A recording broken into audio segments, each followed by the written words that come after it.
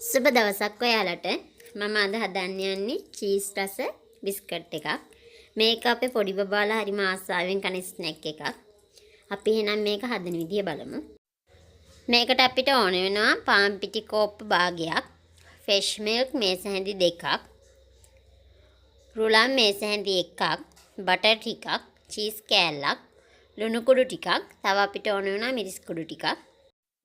අපි දැන් මේක හදන විදිය බලමු.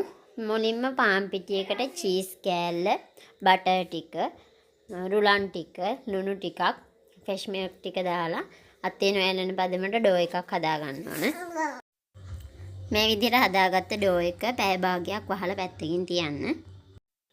දැන් ලෑල්ලකට හරි ටේබල් টොප් එකට හරි පිටි ටිකක් කියලා අපි මේ හදාගත්ත ඩෝ එක කොටස් දෙකකට බෙදලා එක කොටසක් හොඳටම තුනී කරගන්න ඕන. මේකේ ඝනකම ගොඩාක් අඩු වෙන තරමට අපේ බිස්කට් එක හොඳට එනවා. ඒ නිසා හොඳට තුනී කරගන්න. මේක තුනී කරගෙන අපිට කැමති හැඩයකට කෑලි කපා ගන්න පුළුවන්. මම කොටු කපා ගත්තේ.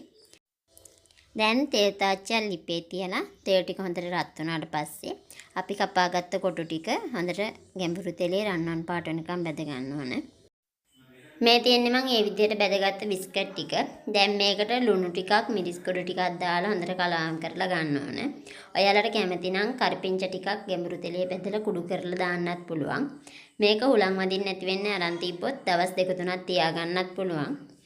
ඉතින් මගේ වීඩියෝ එක හොඳයි කියලා හිතෙනවා නම් ලයික් කරන්න, කමෙන්ට් කරන්න, යාළුවන්ටත් බලන්න ෂෙයා කරන්න. මාව තාම සබ්ස්ක්‍රයිබ් කරලා නැත්නම් සබ්ස්ක්‍රයිබ් කරන්න. මගේ වීඩියෝ එක බලපු ඔයාලට ගොඩාක් ස්තුතියි.